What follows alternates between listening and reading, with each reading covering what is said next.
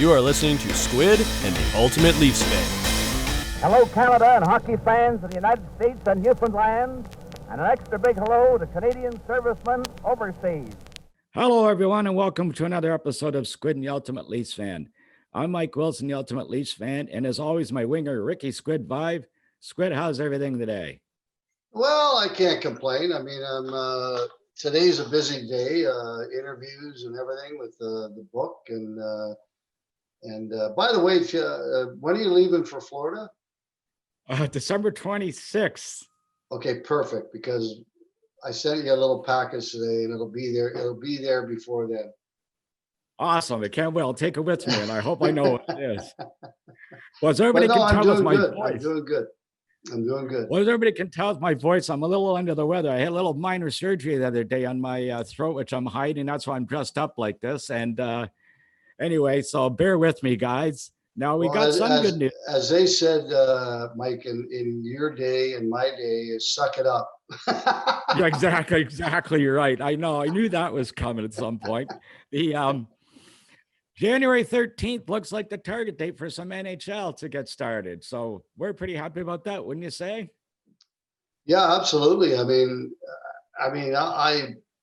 I'm kind of shocked that they said it was going to be a 56 game season, which I don't know how they're going to get 56 games in. And because I think what they'd like to do is finish a little bit closer to the normal time when the Stanley Cup's given out, and maybe next year be able to start on a regular schedule. But I don't know, they have it planned out, I guess, and they have a way to do it. Yeah, I mean, there's all kinds of thoughts of outdoor games. They're talking about doing 2-game or 3-game series, or 2-game series with 2 teams all at the same time over a week. And so anyway, regardless, it's going to be different. You're going to have to keep an open mind. It's not going to be like it was, but it's still hockey, and that's all that counts at the end of the day. And the Canadian division, I love the thought of that. And the Canadian division. Yeah. So we've got that. It's going to be great. It's going to be good. Now, Squid, today, a couple of things here in our historical side of our segment here. Today, 1968, today, legendary Johnny Bower. He recorded his 37th and final shutout of his career on Ronnie Ellis scoring a 1-goal for a 1-0 victory over Philadelphia, which was their first road victory of the season, by the way, in that year. Squid, he was quite a man. Did you ever spend any time with him? Yeah, I actually spent a lot of time with Johnny, and Johnny was always a regular in the alumni box. In fact, in the old box, they had a stool, or not a stool, but they made a wooden box kind of, and it had his name on it, and they would put it in the corner so he could stand on it and watch the games. And wonderful, wonderful, wonderful man. You'd have to search the earth wide and long and hard to find a gentleman like Johnny Bower. Well, I can tell you one of my fondest memories was the day that Deb and I hosted a viewing of the room with him and some of his friends. And we pulled the 62 Stanley banner that I had out, which I still own. And as he was holding with his wife, Nancy, all of a sudden I looked at him and people were taking pictures. Tears were streaming down his face. And that as Deb and I talked after, the thing about it is, he's just like a fan too. And all the memories that must have been running through his memory at the time, thinking about what that day, that day and what had happened and all that stuff. It just was all racing back to him, and it all became very emotional. So it was a very special moment for us to experience that. But again, the emotions of the players. I mean, you unfortunately didn't get that experience with the Cup, but you know where they're coming from. Oh, absolutely. I can understand 100%, and probably at his age too, he's probably at an age where a lot of the guys from that team maybe were not around, and he hadn't seen a lot of them for quite a while. So that brought back so many probably unbelievable memories for him. You're absolutely right. Well, on this day also, in 1981, ex-Maple Leaf Ian Turnbull became the first defenseman in Los Angeles Kings history to score a hat trick. It was the second of his career. He scored 4 goals that night, by the way, in a win over the Canucks. But everybody remembers the first one, February 2nd, 1977. He scored 5 goals as a Maple Leaf against the Detroit Red Wings. And the Red Wings were his favorite team as a kid growing up, he told me one time. So he sure did it in style, Squid, 5 and a 4. Wow, that's yeah, but he was a pretty darn good player, and Ian was big, he was strong, he could skate, he was like smart, he had a great shot. Um, I don't know. I think he just was one of those guys that kind of had a laissez-faire kind of attitude, and I Yeah. think he could have been a much better player than and played longer than than he did. But Yeah, nonetheless, that's great player. he sure did. And also in this, their last little tidbit for us today is in 1933, the infamous Eddie Shore Ace Bailey situation or incident occurred when Bailey took the hit from Shore from behind. He went after the wrong Maple Leaf. It was Red Horner actually hit him, and he thought it was Bailey and hit him where he got confused and hit him and ended his career with a concussion, almost killed him. So that's one of those incidents that still lives on, and it will live on in infamy, I guess, with as far as hockey goes. Yeah, and you don't. I mean, you see now that they're trying to take that kind of hit completely out of the game. And that's one of the reasons why I've always said that I think implementing the red line and center ice line and putting it back in would slow guys on the forecheck and let the defenseman go back and get pucks without getting hit from behind and getting Yeah. hurt. Yeah. Well, we should mention today with our guest today, speaking of which is somebody you're familiar with, but it's a bit of a role reversal for you in the fact that you coached him in the minors. Now, Squid, this says one of two things. One, this says you coached a long time or you're a pretty old guy because he's now in his 18th year of coaching after playing. And of course, I'm referring to Jared Bednar, who's now coach of one of the most exciting teams in the National Hockey League, the Colorado Avalanche, and one of your ex-players. Yeah, well, he must have listened to me a lot and learned a lot, I guess. But well, at least I like to think that anyway. But Well, he we're was going to a ask great, him. yeah, he was a great guy on our team, and I made a trade that year, our championship year, to get him and Dan Fornell from Huntington, West Virginia, and they came in and they were big parts of our team for a couple of years, 2 or 3 years. Well, actually, they went on and kept playing for them after I left and went to St. John's. So, and then he became an assistant there, and then the head coach there, and then the American League, and good for him. And he's got one heck of a team there in Colorado, and he's done a pretty good job with them. Well, it sure seems like it. So we're going to get to him. Just before we get to him and bring him on, we have our question of the week. It comes from Jim in Markham, who, again, I kind of set you up with a little bit of a segue, setting you up with your age, because he said when you're in your 40s, that was some time ago, you're in your 40s, you're being interviewed on Sportsnet. And let's see if you remember this. And you actually made a comment that you were, by the way, you can tell this is unscripted, folks, because I'm coming right at Squid right at this. Now, he actually said they asked you at the time, could you play? And you said you were in good enough shape at the time in your 40s. You thought you could come back and play. The question to you is from Jim is, were you serious about that at the time? Yeah, I was. And, I don't think I was, and I think I followed up on that by saying that I don't think I'd be able to accomplish what I did, earlier in my career, but I still thought I could play, and maybe not as a prominent a role, but say a power play specialist, go in front of the net and that sort of thing. And I still thought at that age that I could score 25 to 30 goals, which I think could help any team. Absolutely, Even if sure I sat would. on the bench most of the time and just went out and played a few shifts here and there and then power play. Yeah, that would have been But the case. So that's there you go. So you do have a memory. So I gotta leave you alone. I give you kudos on that when you got it. You passed it with flying colors. So I think it's about time that we maybe shift our gears here and maybe go and listen to see what Jared has to say. Let's bring him on board and let's see what kind of coach you really were. All right, Squid, our guest is someone you're very familiar with and coached in ECHL in South Carolina, who after a 6 or so year playing career started in your old spot in South Carolina, where he started to establish himself in the coaching ranks, worked his way up the stripes through the ECHL, the ACHL with a championship in Cleveland with Columbus's farm AHL farm club, winning Calder Cup. And then in August of 2016, he was hired as the head coach of the Colorado Avalanche, now one of the most exciting teams in the National Hockey League. Pleased to have joining us today, Jared Bednar. How are we doing today, Coach? I'm doing great. Yeah, thanks for having me on. I was looking forward to this, getting a chance to talk some hockey with you and Squid today. It'll be fun. Well, now, how you been spending your time on through this pandemic? Now, you've just sort of said not a lot of hockey. Yeah, so the first break before the playoff bubble, I stayed in Denver and did our season wrap up, and just was trying to enjoy some time there. And school got done, and we decided we didn't know how quickly the playoffs was going to come. It seemed like we were getting led along there for a little ways and trying to start it earlier than what had actually happened. So I stayed there, which was nice because I off season in Charleston, South Carolina. So I was able to get out, see the city, get up in the mountains a few times, enjoy the outdoors. And then we went into the playoffs. And since then I've been back down south in Charleston here. And now that we've got some word and some indication on the season possibly starting up right after Christmas, I'm going to get ready and head back up there and get to work and be there when all of our guys start trickling in.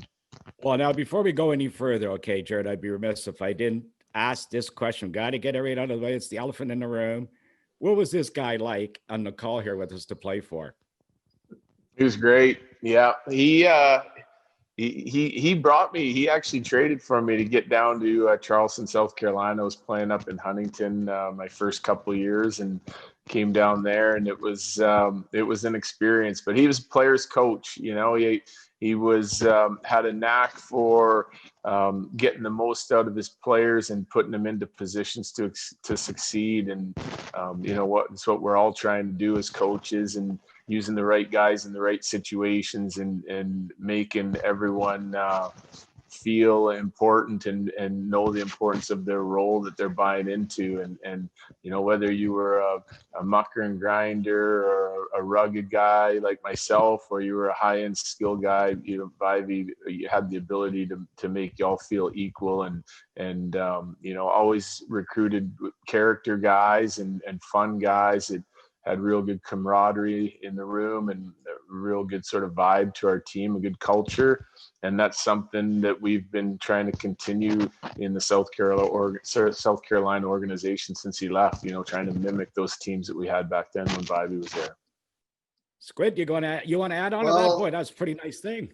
Yeah, that's very nice. But no, I mean, that's something that I did do. And I tried my best to make everybody feel like they were as important as an ex. And I think there's a lot more to coaching than what people think. And I guess Betsy could answer to this too. And that is that communication is such a key element in like you said, making everybody feel like they're as important as the next person, and, explaining what everybody's jobs are and that sort of thing. Like I remember, and maybe Betsy could talk to this, as I remember there was times where, our power play would be sputtering a little bit, wasn't going very well. And I would talk to Jared and Dan Fornell, and I'd say, would you guys do you mind going in front of the net in the power play? And I'd throw the two of them in front of the net, just take away the goalie's eyes, and we'll have three guys shooting. And then, eventually they started going in, and then we could try other things after that, because teams, they knew what you were doing going into the game. And so doing that, and they accepted it. It wasn't a problem. They did, yep, no problem, we'll do it. And so I loved it. And I think the biggest thing that you said, and I was big on character, and we had probably the best group of players with the best character that I've ever coached for a couple of years there, and one in particular when we won the championship.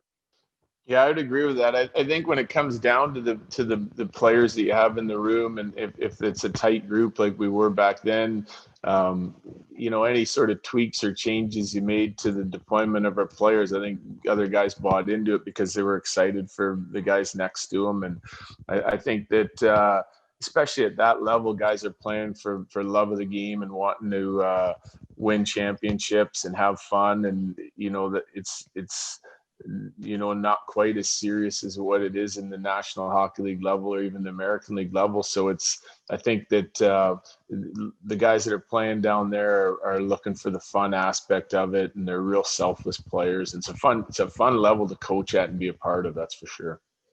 Now, as a career minor leaguer, in your playing days, did you prepare? Did you think you were going to become a coach at some point, or did that just something to just spring upon you?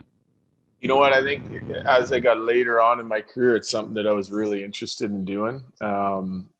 I had played in South Carolina for years. I went up to the American League for a couple in the old International League. And when I came back to South Carolina the second time, it was something that I was thinking about. Mostly because our goaltender at the time, Jason Fitzsimmons, was went behind, had a career-ending injury as a goalie, and went on Vivey's staff, and then was assistant coach after Vivey left, and he took over the head job, and I was actually still thinking about playing, and for another few years. I think it was 29 when I retired, and I just kind of lost a little bit of my edge. And he said, "Well, why don't you come coach with me?" And when he got the opportunity to be the head guy, and then I really started thinking about it and made the decision to do that. And I instantly fell in love with it. So to answer your question, I was contemplating, doing that, and then once I started doing it, recruiting players and coaching, and it took me a few months to kind of find a little bit of a groove, and then I just fell in love with it and knew right away it was something that I wanted to pursue long term. No, Yeah, I can speak to Mike. Sorry, I can speak to that too, and that it was kind of funny that it happened this way, but it was kind of a succession. Like I was coaching there, and then I brought Rick Aduno in as my assistant.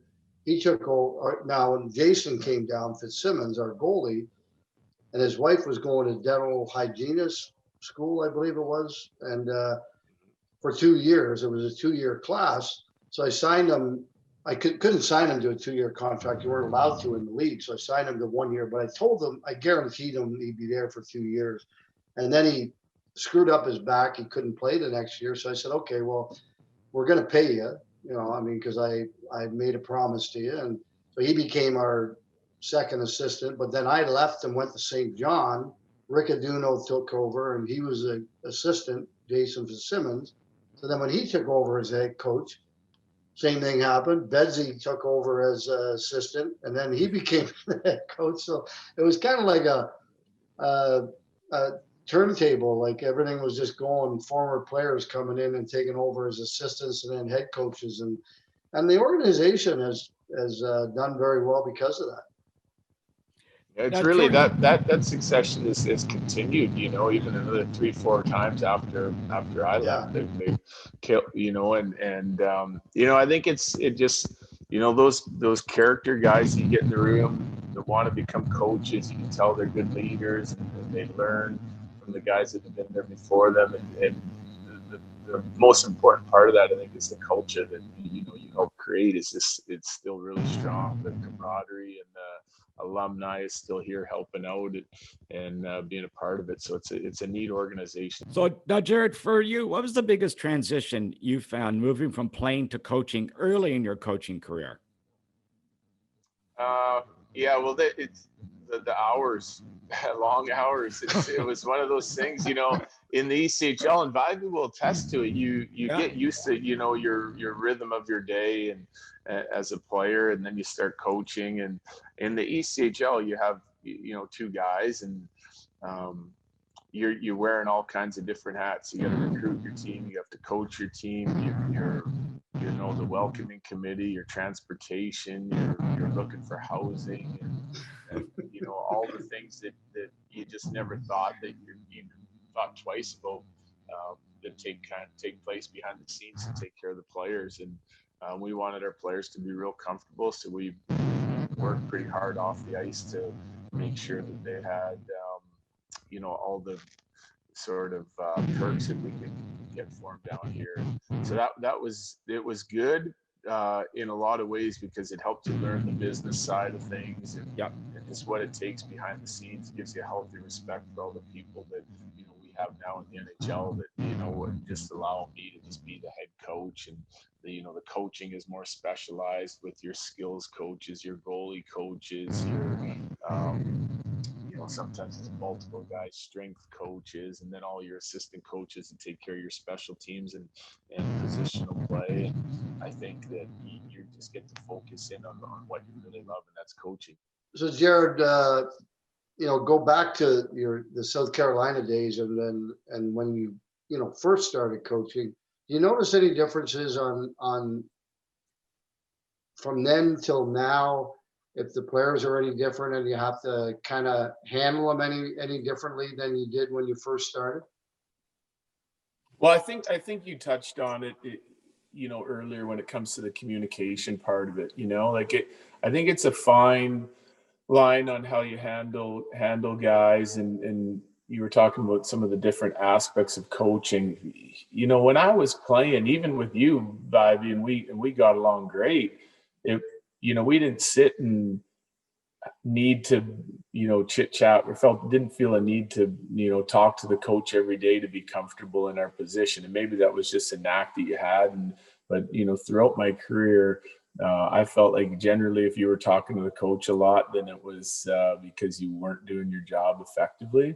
And now I think it's different. I think the players, they like the feedback. They want more feedback, and every player is different. Some guys just need a quick conversation here and there, and don't need a lot of the communication. Other players thrive in that environment and want to have a lot of conversations and talk about different things and how they've been playing and where they see it going and their role in the team. And that's fine too. I think that's part of the job, is that balance and that.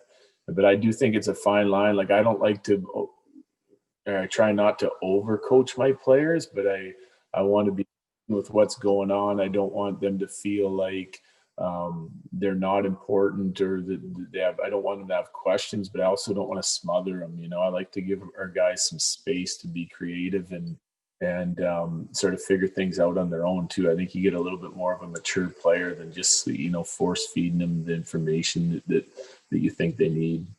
Well, so along those lines, Jared, just picking up on that, I walked right into my next question was going to be, like, as a player, it's more of an individual quest or motivation to get yourself ready for a game. But as a coach, which you're touching on, you're dealing with the bigger picture stuff. You're dealing with 20 different personalities or so. For you, you got to be mentally tough to adjust to that. But was it much more mentally tougher to adjust than you imagined, like when you started coaching? Yeah, I mean, it's a different challenge. I think every year, it just depending on your locker room, different challenges arise, and you're always problem solving. The work, there's an unlimited amount of work to do as a coach or as a staff, and you prioritize, the things that you feel are important every single day, and you solve problems, and you feed the players information, and you see how they respond to it, and then the next day it's kind of like Groundhog's Day. You'll fix an issue, and another game, another issue will pop up, and you'll just get a player playing his best hockey as an individual, and another player will start to struggle. So the goal is to try to get everyone playing as best as they possibly can for as long as they possibly can, especially at the right time of year. And that's a never-ending job, because it's a tough league, and players are going to go through challenges that they feel good about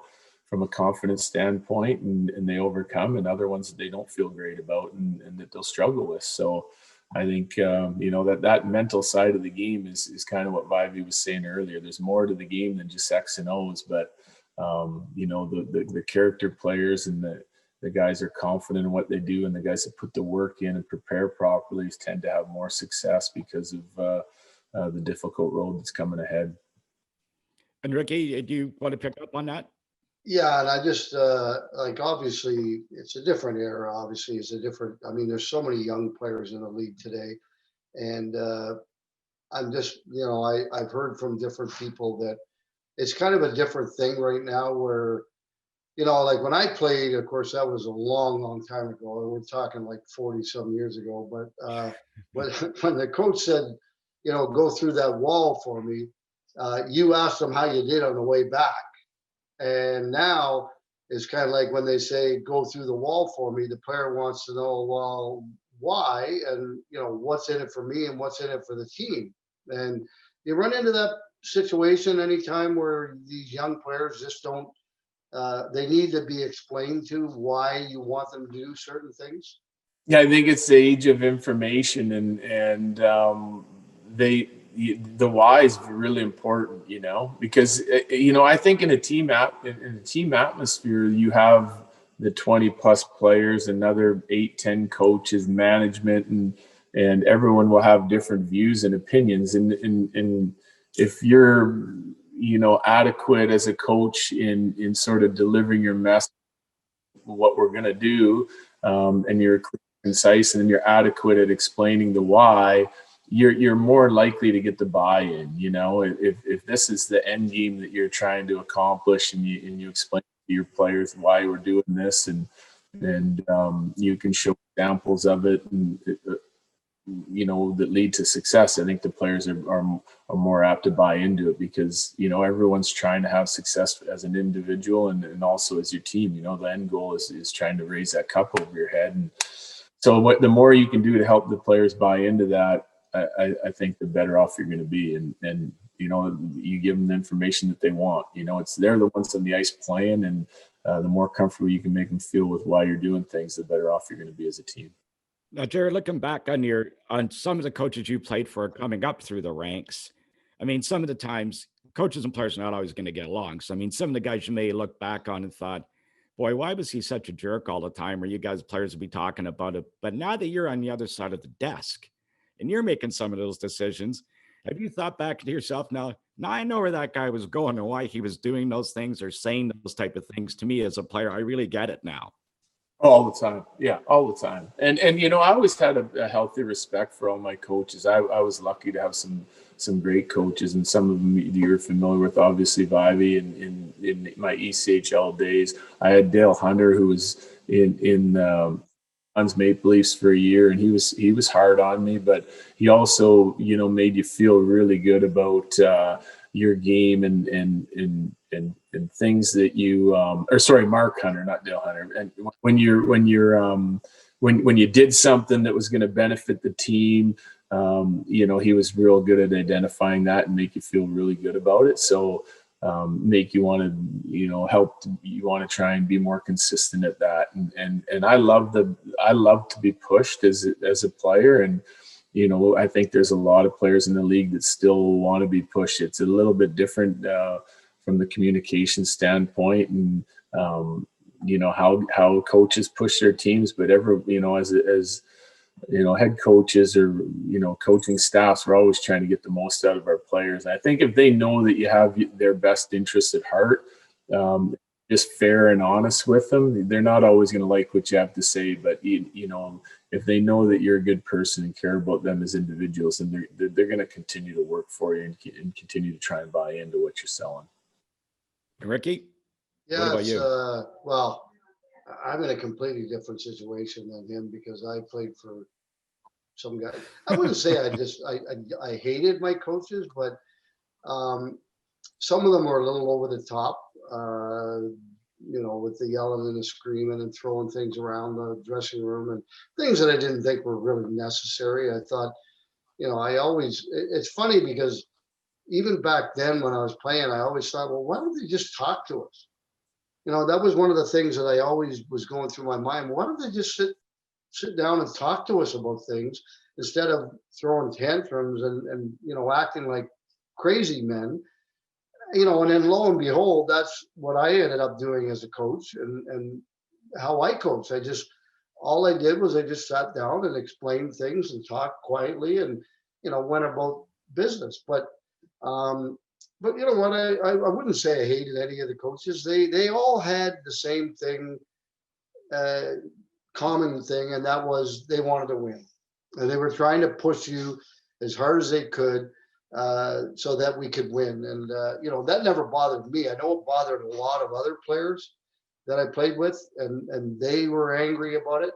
But I did always wonder why they didn't just call someone in and sit down and have just a normal conversation and explain, why they were doing that. And lo and behold, years later, that's kind of what it is. And I get it. I totally get it. Now, Jared, when did you think you could coach in the National Hockey League, or did you? You know what? I was in the ECHL for a number of years. Was lucky enough to win a cup there, and got the opportunity to go to the American League and bounced around a little bit from assistant to head guy to assistant, and I got an opportunity in Cleveland or Springfield, and then eventually Cleveland as we moved our franchise. And you start talking to people in the NHL. You're around it more when you're coaching in the American League. You're at training camps, and you see how everyone, different coaches and staffs are going about their business in their preparation, and just the detail that goes into getting the team ready at that level.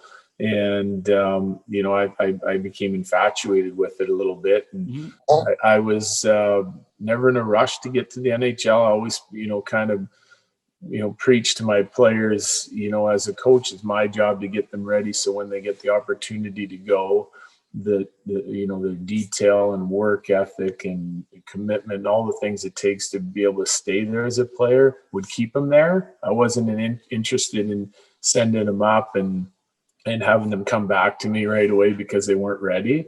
And I kind of took my own advice there. I just wanted to sort of hone my craft, keep trying to improve every year, every month, every year to get to so I was in the right position when I got an opportunity in the right position that I'd be able to have some success and stay. And so it was at some point there, after being in the American League for a couple of years, I felt like I could, hone my craft enough to get an opportunity or to be able to coach the NHL if I was able to get an opportunity. So walk us through the process of landing the job in Colorado when you had the conversation with Joe Sakic. Yeah, so that came out of the blue, obviously, because of the Patty Waugh had resigned, and so they were looking for a coach late in the year, and that was the year that we had just won the Calder Cup, and I was just getting ready to go back in late in the summer and get prepared for Columbus camp and then our Cleveland camp after that. And I got a call and asked if I would come and interview, and it just kind of took me by surprise. And I didn't have any indication that was coming, and Joe had got my name from probably Chris McFarland. He was my assistant GM in Columbus for a couple of years with Springfield, and then he made the move to Colorado before that. And so I got a chance to go in and interview and talk to Joe, and we had good chemistry, and I ended up being lucky enough to get hired for the job. And it was, a dream come true. And now I'm just trying to sort of repay Joe and the organization for giving me the opportunity by going out and trying to help us win a cup. Now, your first camp when you went in as a head coach, the thought process for you going into camp, what was the message, or what did you want the players to hear coming from Jared Bednar, the new head coach, starting the season?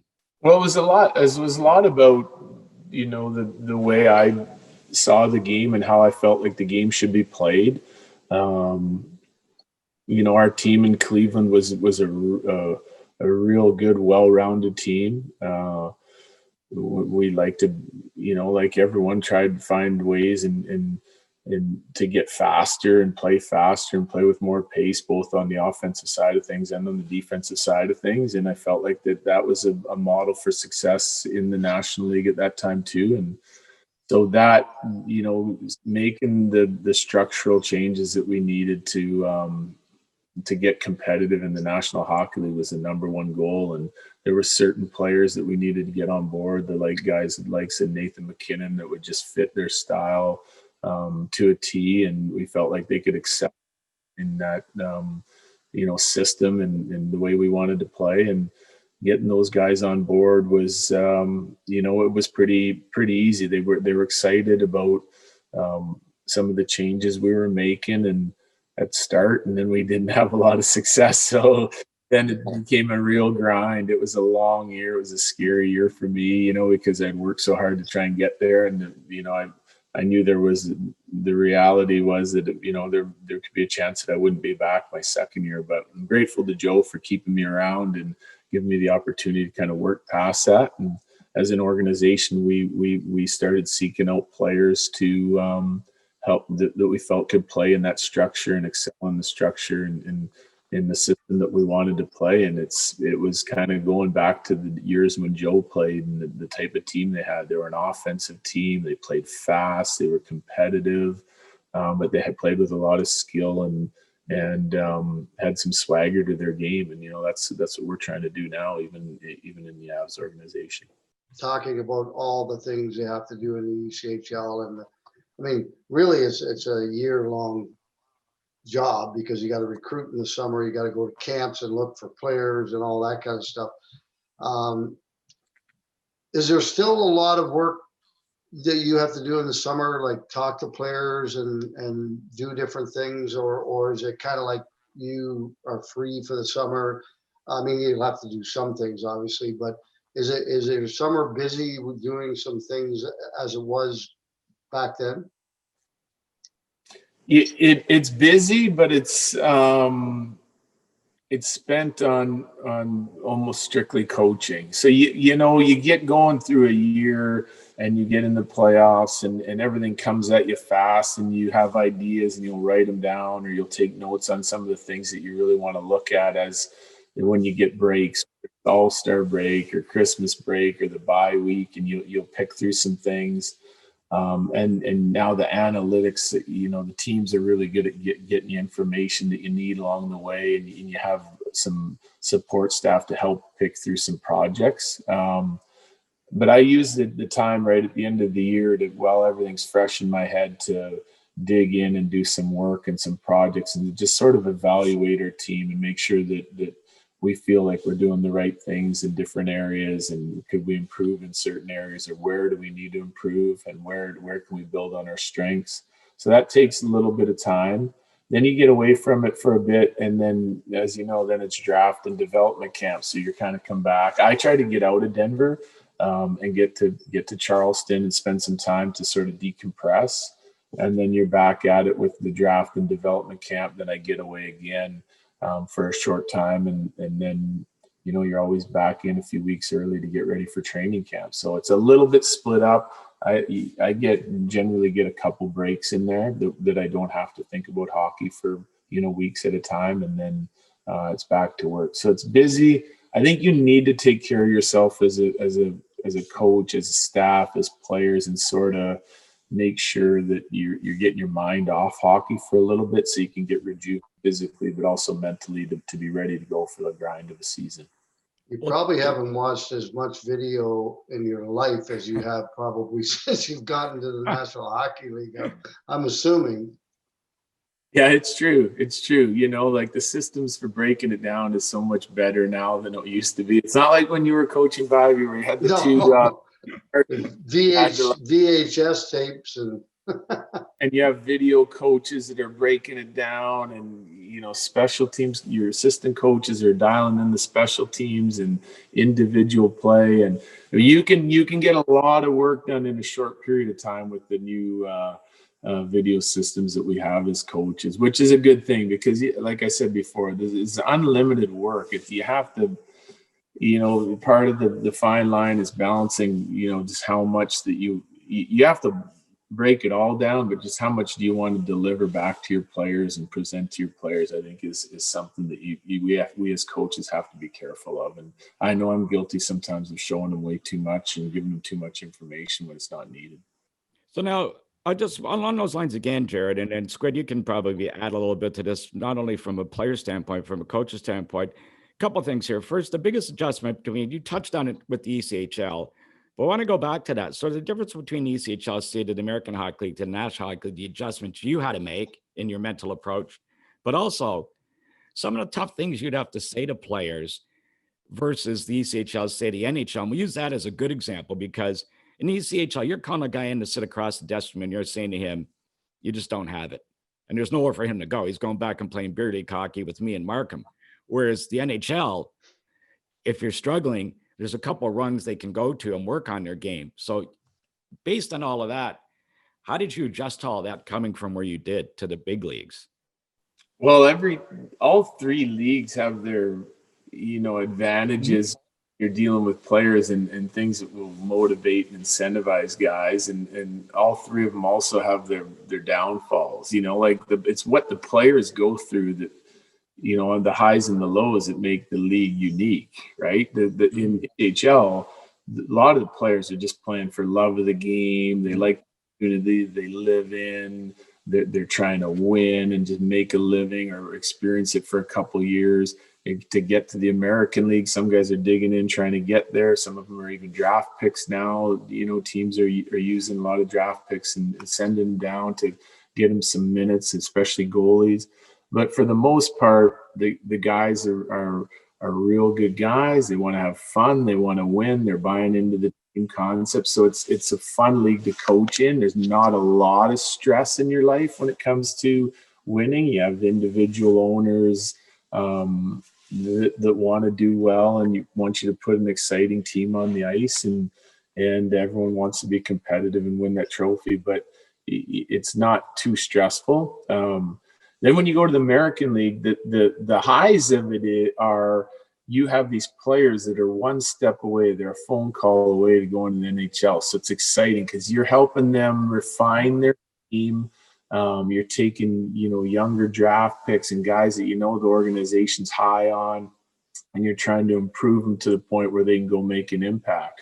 But it's the finish line's right there in front of them, So the guys work extremely hard. They're really motivated. They know they can add a zero on their paycheck if they get called up. It's a motivation for them to listen to you. And it's an NHL organization. We try to make sure that we show support for our American League coaches and the staff, because we want them to be able to get the most out of those players long term so they can come up and help us eventually in the NHL. The downside to that is every time a player comes down, when you're a coach and they're back in your locker room, they're miserable. They don't want to be there. They're disappointed. They're heartbroken. Like they're riding the roller coaster of emotions, and you got to find a way to get them on track quickly. And there's challenges there. NHL teams put pressure on the American League coaches to get these guys ready to play in the NHL, and they want them to play a lot of minutes. And if they're not playing well, they still want them to play a lot of minutes. And there's challenges there, for a coach. And then you get to the NHL, and it's an interesting league, like motivating these guys to play every night as hard as they can. It's a demanding schedule. Social media is out there. There's so many things that the players have to deal with. And at the end of the day, I think all they want to do is go out and play the game they love and have fun and have success and try to win a cup. And we've got some real good character players and real leaders in our locker room. It's a fun team to coach. And now I think you get to the point where your team feels like it's a contender, and it becomes even more fun to kind of watch these guys go about their business and just watch how dedicated they are in the game. And they're all still fighting every day to try and stay there and to make a better career for themselves. And yeah, so it's fun to coach the best players in the world. I love watching our guys play, not just on our team, but the best players around the league, and be able to coach some of them and coach against the rest. I think is an awesome opportunity for coaches, and we should be grateful for it every day. Yeah, I mean, I would have to agree. I think the hardest league to coach in is the American League, personally. There's more now in my situation. In 2 years in St. John was Calgary's farm team. They would call you and say, okay, we need a right winger. Like, who should we call up? And you would, you have young players that you're trying to develop and get them to the National League, like Jared said. And you might think in the second year that maybe this guy's ready or whatever the case might be. In my case, Marty St. Louis was on my team, and I kept saying, well, he's our best player by a country mile. I mean, you got to bring him up. Anyway, in the 2 years I was there, only once they called up the guy that I recommended. So I'm sitting there thinking, well, what the heck am I doing here? You hired me to make these guys NHL players. I'm doing the best I can, and you never call up the guys that I say. Anyway, I thought that was probably the toughest league to coach in. But the hardest thing to do was in the ECHL, when you had to tell a kid who had dreams of maybe playing in NHL or even getting to the American Hockey League, when you had to tell him that he wasn't good enough to play. And that was probably the most difficult thing to do. And some of them that were like Bunny LaRock, who I played with in Toronto, his son played for us for a short period of time, and he just wasn't good enough to play for us. So I had to, here's a guy I played with, and his son comes down, and I have to tell him that I'm letting him go or I'm trading a guy. And, so that's probably the toughest part of the job, is when you have to do things like that. The best part about it is when whether you're in the ECHL or the American League, and you see a player go up to the next level and do well, because that is super, super fun for a coach, that you put that much work into helping that individual, and then they go up and have success. There's nothing like it. Well, Jared, we usually take some questions from fans too when we have guests on, and we've got a couple coming in from a few people like to ask you a few things. So here's one from Evan in Vancouver, who asks, how does your approach change, if at all, when dealing with younger superstar players like McKinnon, Markar, and Ratinen? Well, first off, those guys for us were able to come in. Nate was there prior to me being there, and was obviously a real good player, on the verge of stardom, and has really elevated his game. And that's something that he's accomplished in large part just, on his preparation and what he has to do to get ready for a season. He's a student of the game, and I think it was just a matter of time before he got to that point. And the same thing with the other two guys, but they had both come in, after I'd been there. And my feeling of it is, I think you got to give those young players. The players are making a large impact, on your team at a younger and younger age now. The players that are coming in are more skilled than they've ever been, and bigger and stronger than they've ever been, due to their training and their preparation through junior and college. And I think you never. I think back in the day, you always kind of slow played a player's opportunity. And with some of these guys now, I think you got to give them the world and see if they can succeed. And if they can't, then you might have to dial them back in certain areas. So I treat those players like they're veteran guys.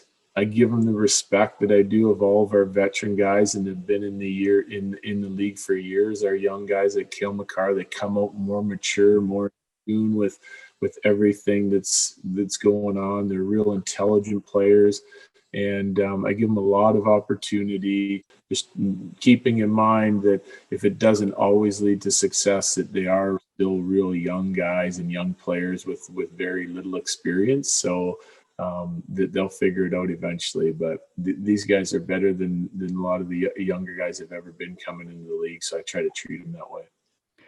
Jules asked from Toronto. It's a good question. Does the altitude affect the way your team trains when at home compared to when you're on the road? Well, there's a lot of research. Our strength coach and our trainers really take care of that. We notice it. Our guys notice it when we're gone for long periods of time. The first day back's not bad. The second isn't even that bad, but you start getting the third and fourth days back after road trips where you're coming back to the high altitude. It can affect your guys, and they get tired and just not feel great out on the ice for a couple of days. So, and I think teams are aware of that coming in as well. That they come in the night before and we play the next day, and they'll feel fine. Around for a few days, and you'll start to catch up to them after a few days when your body starts to adjust. Now, here's the last one we're going to ask you. This one's coming. Oh, go ahead, Squid. When I used to go in and play against the Rockies, which we're going back a long way, I don't know if it was the altitude or what it was that affected us. Maybe it was Coors Light. But well, they're brewed out there, are they, in the mountains? So that works. But no, we always it was always a thing that we were told that, you know, the altitude is going to make a big difference. And then you get out on the ice, because we would go in the day before and then play the next night. And I mean, I don't think any of us felt the difference, but we never stayed around either. So, you know, maybe a couple of days later we may have. I've been told it's sort of the second day you'll start feeling a little bit, and probably third's even worse, you know. So most teams are in and out by then when they come to play us. But if I had my choice, everyone would come in 3 days early then. Well, here's one from Dimitri in Toronto. He says, Joe Sakic obviously is one of the greatest ever playing in the league, and his hockey sense is almost second to none. Does Joe ever chime in any decisions you make with the team, or maybe add any kind of input for things like strategy, line combinations, or any game time decisions? Or would you say he's more hands-off and leaves that all to you? Just wondering what the relationship is like, and if he makes any decisions at ice level. Yeah, so he's great. Obviously,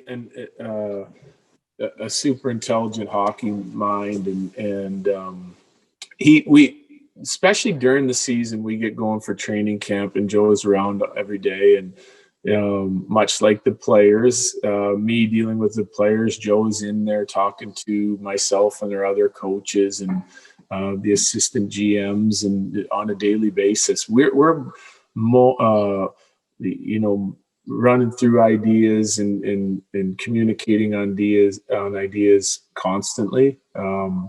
I would say that he allows me to coach and allows me to make the final decisions, but we certainly ask his input and want his input, and he likes talking hockey. You know, he loves the game, and his input, I put a lot of value in his input and his knowledge, and want to try and get that out of him as much as possible. And he shares with me different ideas, and we mull them over within, you know, our management and coaching staff, and try to come up with the best idea for not just individual players and how we use them, but sometimes the things that they're going through, and what's the best approach for the player long term is his main concern, because he is the general manager of the team, and we need those guys to be at their best in order to win. And he has a lot of really good ideas when it comes to that. But for the most part, like he'll ask my opinion on players and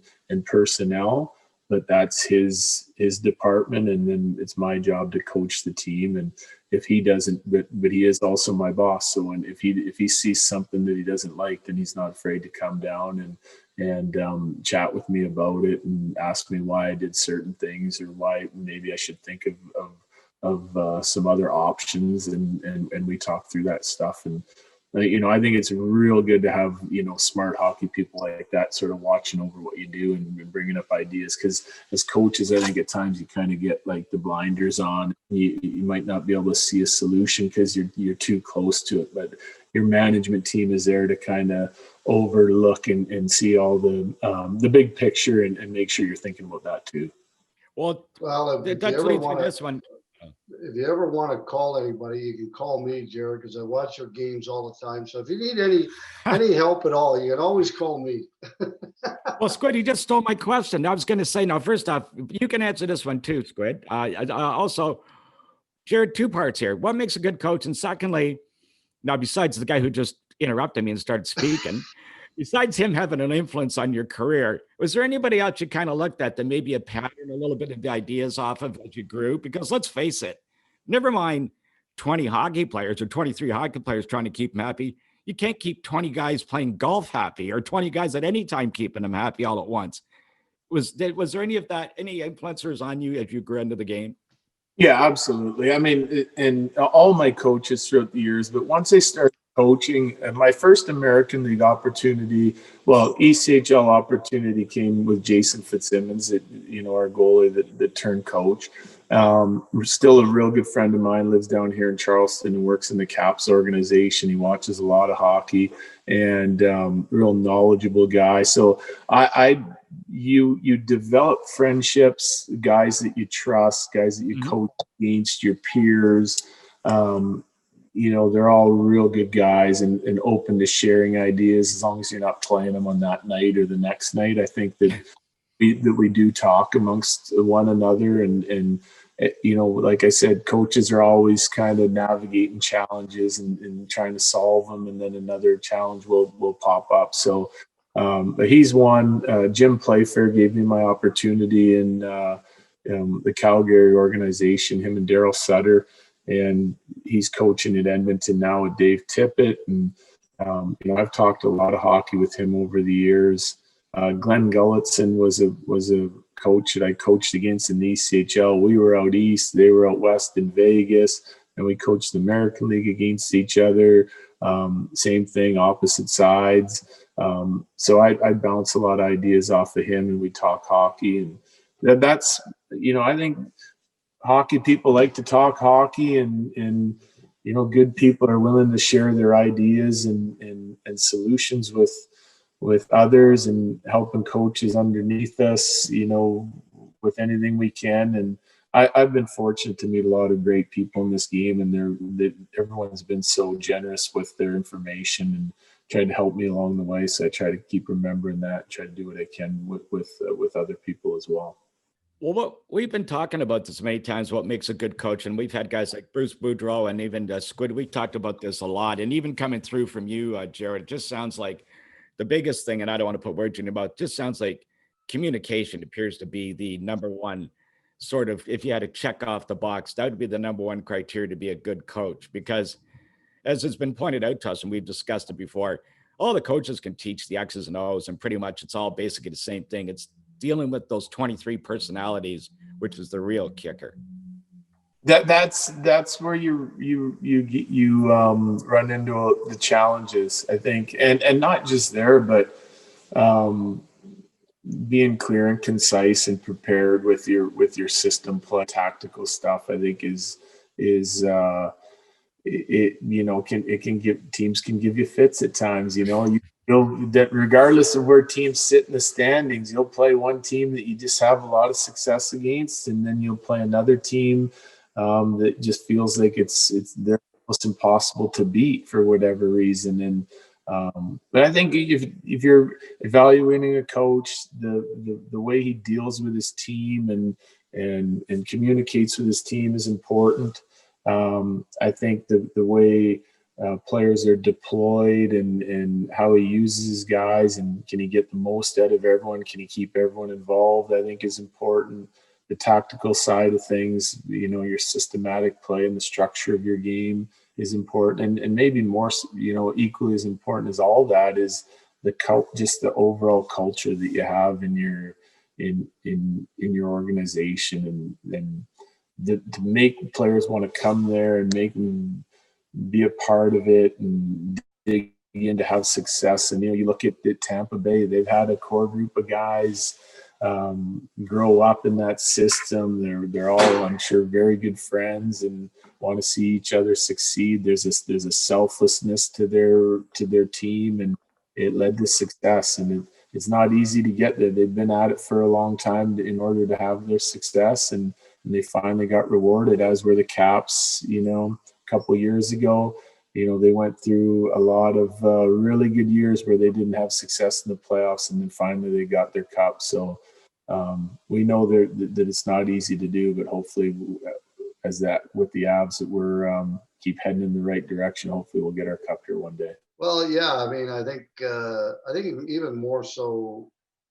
I mean, back even when I started coaching, I always thought that communication and making everybody understand what their role was, and that their role was as important as the next guy, I thought was the most important thing of coaching. And I don't think a whole lot of people agree with me back then in the early 90s, but I think the fact that, and I love the fact that they got these unbelievable young players coming into the league and excelling right away. I mean, it's just, to watch McCarr, for instance, one of the guys you mentioned. I mean, he's a Norris caliber defenseman at 18, 19 years old or 20 years old. I mean, like, back in our day, you never heard of that. I mean, guys didn't come in, especially defensemen, didn't come into their own in the NHL until they were in their mid-20s, and then they became real good. And so I think that says a lot about the players coming in and the way that the journey they go through to get there. But I think the most important thing, like I said, is the culture is big, Jared, as you said. I think that's probably that, and communication are the two, in my mind, are the two number one keys in being successful. And, I think, and I believe you've done an excellent job in doing that. I know the first year was a rough one, but Joe stuck with you, and hey, you've turned things around. And I think, well, just my personal opinion, you don't have the injuries you had in the playoffs last year. The cup might be sitting in Colorado as we speak. So, I think you've done a fine job there. And I just wish that I had a chance to continue my coaching career after Mississauga, but it ended very abruptly when I was probably, 40 years old, I guess it was, 39. So anyway, it's been fun. When I coached, I loved it, and I know how much you're passionate about it, and hopefully we'll see you raise a cup one day. Maybe not before the Leafs, though, because we haven't. Sorry, had we got to one. say that, Jared. I mean, come on, we have to say that on this show. Now, Well, plus boys, we haven't had one since '67. So wow, that's true too. Now, boys, here's one for both of you guys. Besides talent, obviously, I mean, like, is there a secret ingredient to winning in the NHL today? Now, let's actually take it one step further. Would you guys agree, as a coach, and I'll start with you, Jared, in this one, is probably one of the biggest challenges you have dealing with players today, especially because the players are getting so much younger and they're having, Steve, you mentioned already, they're having such more impact on your lineup and on your game, that it's convincing these guys that it's more than just talent that wins, like work ethic, as an example, has to be forefront to being just a talented player? No, definitely. Every team has skill and talent and can beat you on any given night. I think there's a lot that, a lot to learn, as a team. Like we just kind of started to develop our group. It's been together now for 3 years. There's been subtle changes, but now we're starting to move in the right direction. And there's the buy-in that you need from your group, in every aspect of your game has got to be tremendous. And otherwise you don't win, or you'll run into opponents that have a better buy-in than you do. So leadership, character, I think are still underestimated in an NHL locker room or in any locker room. I don't think you win without it. I also think that, that work ethic and I don't want to, work ethic I think is probably the wrong word, because every team, it's a prerequisite. Teams are going to work. Okay. I think it's next level competitiveness. Okay. A deep desire to compete and win in all areas of the game. I think that's what pushes teams over the top, And then when their belief system is strong and they believe they can win and they have a chance to win a cup, and that competitiveness gets to the right level, then you're going to win, And I think you again, I'm going to go to Tampa because they're the most recent winner. But you look at how competitive We play skilled teams all the time. And then you go and play Tampa and you watch how competitive their highly skilled players are. You start to figure out real quickly why they won. They've got they've done a great job of building that team, coaching that team. And then the players have a great buy-in, a great belief system, and they're highly competitive team. And that's why they won. Squid? Yeah, I mean, I think there's no question. I mean, if you look at the 31 teams or 30 teams, whatever the heck it is now, I think it's 31, is it not? 31, could be 32 wrong. soon. 32 soon, but they're all extremely talented, as Jared said, and I agree. I think the teams that compete the hardest, especially when it comes into the playoff time, I think they're the ones that win. And I think if you can get everybody to buy into the fact that you have to be ultra competitive and you got to compete for every puck, win every battle, because they're all equal, I think, in the skill part of it, pretty much. I mean, there's some teams maybe a little bit more skilled, but if you can get all those guys competing at that high level for every battle, every puck, then that's how you win.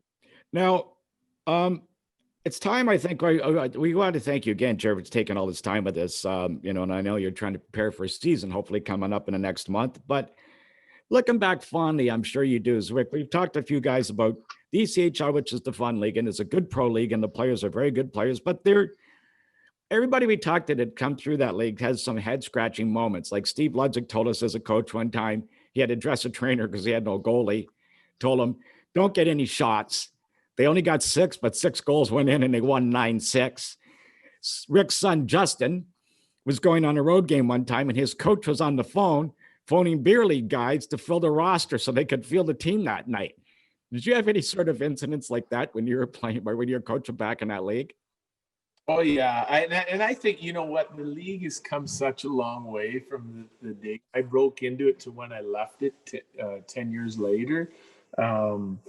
But the challenge does become at times when the more success you have in that league as a team, the more American League teams, coaches start calling and trying to call your players up. Well, if you're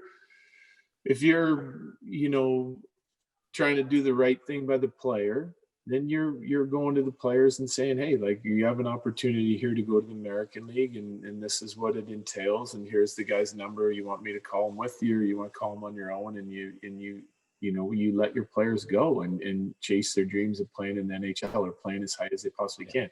So you do get picked over at times, and oftentimes it's the NHL's third goalie, right? And an injury and a goalie in the NHL or the American League, you're coming out of it. And I remember one time, I think Vivey was coaching, and we were playing, up the road, and we already had a goalie injury, and we had our backup goalie was playing in net, and he kind of got run into in the crease, and our emergency backup was one of the guys that worked in our front office. He was so excited. He jumped out on the ice and started stretching. And Vivey told him, he said, he was already had his mask on. And Vivey told him, get your mask off and get back in the bench. Are you going in net in this thing? So, and he kicks him back in. But that seemed to be the case a lot. It was a lot like, you see different guys come in, but we had an emergency backup goalie playing for us, and he just seemed to be a selfless guy. We'd call him, hey, we need someone for practice. He'd quit. He'd leave work and come straight to the rink. And we were playing a game at home, and I told our guys, I said, we're up 5-0. Like, Javi, our backup, he was coming in here, and he's been helping us out for months. I'm throwing him in the net. So it was at home, big crowd, Saturday night. And we called the timeout, and I talked to our goal, and he said, yeah, absolutely, pull me out and put him back in. He goes, we're winning this game regardless. So I threw our emergency backup in, and our goalie kind of faked the injury, and we threw him in the net, and he was so happy. His kids got to see him play. Just trying to reward guys with that have sacrificed in their personal life to come and help your team, I think is was great. And our team was so excited for this guy. It was an amazing feeling. That's awesome. Ricky, you got anyone you add? There was a lot of them. I mean, like Jared said, especially if you're a good team and you got good players that are doing a good job for you, you get picked over. And I think it's changed a lot now. Like, I mean, I see, like, my son's still in Cincinnati. I mean, they get 8, 9 guys sent down from Rochester that are signed with the Sabres or maybe just with Rochester. So they don't have to go out and recruit as many players. But I remember there was one road trip 2 years ago, or was it 2 years ago, I believe it was, and they were playing in Brampton on a Saturday and a Sunday. So they were playing Friday night, I believe, in Kalamazoo. Then they were playing Saturday night in Brampton and Sunday afternoon in Brampton. Well, Rochester called up 3 forwards and a defenseman. So they had to play with 5 defensemen and only 7 forwards Friday night. And then those 4 guys met the team in Brampton. And then they ended up winning both of those games with those guys. But without those guys, I mean, you play 3 games in 2.5 days with 7 forwards and 5 defensemen. I mean, that's asking a lot of those guys to go out and do that.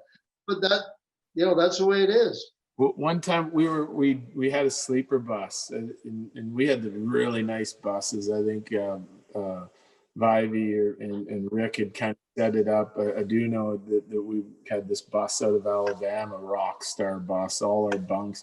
So what we do lots of times is we'd leave and sleep on the bus and arrive in our city the next morning, and then we'd jump on the ice, pregame skate, go to the hotel, take our nap, and get ready for the game. So guys would get a little rest on the bus and do it that way. Well, we pulled in one night early in the morning to go unload our bags, and we get off on the underneath the rink, and everyone starts unloading, and we're looking at this.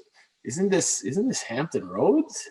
We're in Hampton Roads in North. And it goes, I thought we were playing Richmond, Virginia. And all of a sudden we kind of look over, and I can't remember if it was Rick Aduno coaching, and he turns around, he goes, we're supposed to be in Richmond. We all load back up on the bus. We were in the wrong city. Our bus driver went to the wrong city, so we have to jump back on the bus, haul ass another couple hours before we got to the right city for our game. Well, speaking of the cities, I'd leave this one with you here, Jared, is the bubble. Again, we'd be remiss if we didn't ask you the bubble experience, but what did you guys as an organization take away from that experience as a team? And what can we look forward to the Avalanche in this up and coming season? I thought it was really well done. The NHL did a great job. We were in Edmonton, obviously. We were in the round robin, so having some days off and then playing 4 games over the first 2 weeks was really slow. That just seemed like it was amplified. So if you had a day off, it felt like it was 3 or 4 days. So that part was slow. And then we got into the actual playoffs, and things started to move along, and it was a great experience. It was, they made us as comfortable as we could possibly be as players and coaches, and did a nice job of putting the event on, and I'm glad we got to do it.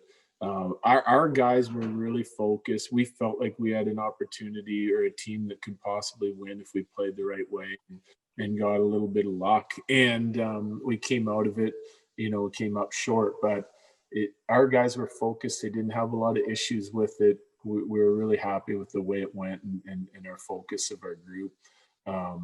I think this year we feel like it was a missed opportunity, and some of that was luck and injuries, and we didn't play quite as well as what we could have, and some of it, like losing some personnel, hurt us. But going through that and talking with our players, it's you learn every year that the opportunities to win, that they just don't come every day, and you can't pass them up. So last year I thought one thing we wanted to address was our consistency. which probably was part of our urgency that we played with and competitiveness that we needed to play with. I felt like we did a much better job this year, and our record was better, and we wanted home ice, and we were fighting for that. And this year, I think is just going to be, again, the message is probably going to be somewhere along the lines of, some of the things that hurt us in playoffs, and the habitual things that you're not building habits throughout the course of the year, and the importance of every play is something that we're going to try and stress in the detail of our game. So we're doing it right, longer and harder than other teams, and which eventually will lead to success if we're able to play at our best. And simple message, but we did a lot of things right last year, and we got to keep finding ways to get it incrementally better. Ricky, final comment. Well, all I want to say is it was wonderful to have you on, Betsy, and you've done a great job since you've gone there. You obviously did a great job in Charleston after I had left, but good luck this year. You have a hell of a team, and you've done a great job, and hopefully you have some success and get your ultimate goal. It's something that we all want. I mean, everybody wants to win a Stanley Cup, and I hope you get to do that one day. And thanks for joining us. And I'm in contact with a lot of the guys in Charleston, and it was a wonderful place. And hopefully, maybe we can get together maybe sometime next summer when all of this pandemic and everything disappears, because I'd love to get down there and play some golf with you guys again. Yeah, I would love to. Thanks, you guys. Thanks for having me on. I really appreciate the opportunity to talk some hockey here. It's been a while. Hey, great. Yeah. Great having you on, Jared, All and right. best of luck to you this year and do well. Well, Ricky, another good boy. We just keep hitting them out of the park here. I feel like George Bell or, Jose Bautista. We just keep hitting them out of the park with the guests we're getting on here. They just make it so much easier for you and I. Boy, what a guy. He's certainly focused. You can see why he's a National Hockey League coach. He just doesn't get deterred or distracted or sways off. Like, he's got a set focus, you can see, but he's a guy with a very open mind. And that's a very difficult thing to do as a National Hockey League coach. Yeah, it is. And, I think it's at any level, it's very difficult to be like that. But good point. But Jared was always, even as a player, he was always pretty level-headed and didn't lose his cool that often. And I wasn't surprised when he took over as a coach there and had success, and then eventually made it to the National Hockey League. That didn't surprise me, because that's the type of person he is. Also, he's a person that cares about other people. He was a great leader in our dressing room and made everybody feel comfortable and welcome and everything else. So his success doesn't surprise me at all, because that's the type of person he is. Good for you. You can see it. And, we like to see guys like that do well, because then you can see the players would play for him. He's just got that personality, and that he gets it. And it just comes through loud and clear. And so we want to thank him for joining us. It's another good little talking some hockey with the Colorado Avalanche coach. Guys, you can pick us up here on Squid and the ULF on Twitter. Go to our YouTube page. You can find us there. We're on all the podcast networks now, on Spotify and iTunes. Look for us. Look up Rick under Rick Vive, me under The Ultimate Leafs Fan. Send your questions in. We're getting a lot of questions coming at us. We'll try and get to yours, and we'll get you on your and give you a shout out. We'll come up with our guests right in the next couple of days. But listen, thanks for listening, guys, and we'll talk to you next week.